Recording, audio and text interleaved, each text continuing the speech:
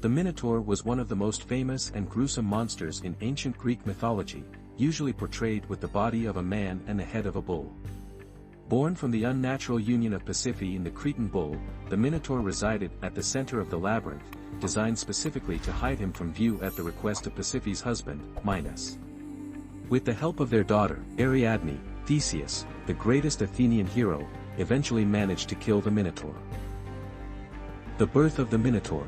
Born part man and part bull, the Minotaur was ultimately the result of Minos' hubris, Poseidon's anger, and Pasiphae's lust. Poseidon and Minos. The story of the Minotaur begins with the death of Asterius, or Asterion, the sacred king of Crete.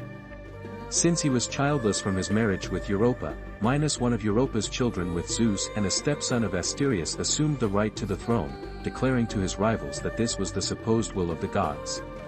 To prove this, he prayed to Poseidon to send him a bull from the sea, which he promised to solemnly sacrifice to him afterward. Poseidon did his part, and Minos won the crown. Pasiphae and the Cretan bull.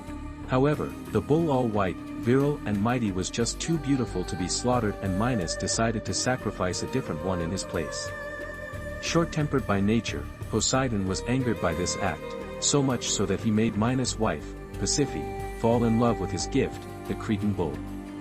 Incapable of resisting to the temptation, Pasiphae persuaded Daedalus to fashion for her a hollowed wooden cow, in which she hid until the Cretan bull finally mated with her.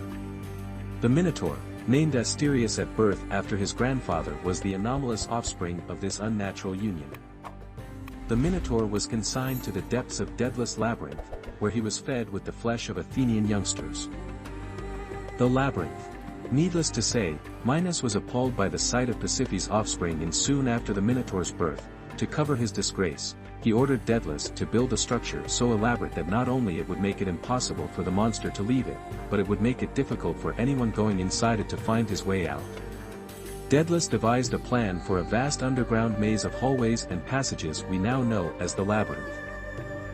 The meal of the Minotaur. Soon after, the center of the labyrinth became the Minotaur's dark dwelling place. There, the monster was regularly fed with human flesh, specifically that of 14 young Athenian noblemen and women. These were sent as a sacrifice by the city of Athens to Minos on a yearly basis, or every 9 years, according to some, in recompense for the death of his son, Androgeus, whom the Athenians had once killed out of jealousy for beating them at the Panathenaic Games. The death of the Minotaur.